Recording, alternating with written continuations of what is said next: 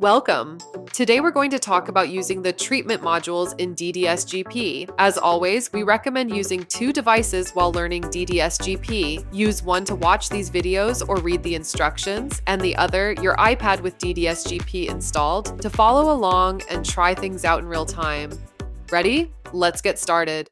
When you tap the treatment button, whether from the sidebar or the icon menu, you'll see a folder open with several black and white icons, just like in the diagnosis section. These represent different types of dental procedures, such as fillings, crowns, implants, and more. Tap on any folder to view the available treatment modules, which are shown as colorful thumbnail previews. Each module walks through the steps of a specific treatment from start to finish using clear visuals that help your patient understand exactly what will happen and why it's necessary. Once you select a module, it will begin with an illustration of the first step in the process. Use the slider at the bottom of the screen to move through each stage of treatment, or use the arrows in the lower corners to advance one step at a time. As with diagnosis, you can draw directly on the screen with your finger to highlight key areas using the Markup Tool, which is explained in more detail elsewhere in these instructions. For your convenience, if you are presenting to a patient while sitting across from them, you may tap the up-down arrow icon at the very left edge of the slider to move it to the top of the screen so your hand doesn't obscure the module while you are operating the slider. When presenting a treatment option, we suggest narrating in a way that feels informative, hopeful, and compassionate. Let your patient know that you have a plan and that what you're recommending is the best way forward based on what you've just shown them in the diagnosis. For example, if you've just walked a patient through a cracked tooth that has not yet broken apart, you might say something like this: "Here's what we would do to fix that tooth before it gets worse.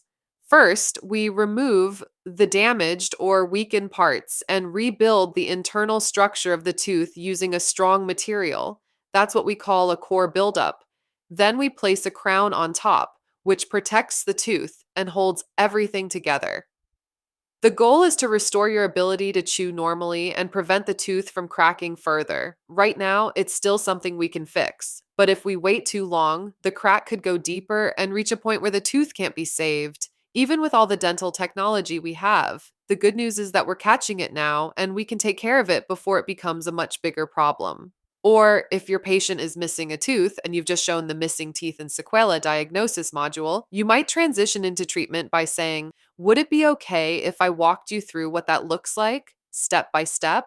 Let me show you a great option for replacing that tooth. This is a screw-retained implant. We place a small titanium post into the bone to act as a new root. Then we attach a connector and place a custom-made crown on top that looks and functions just like a real tooth." What's nice about this option is that it doesn't depend on the teeth next to it. It stands on its own and helps preserve your bite and bone.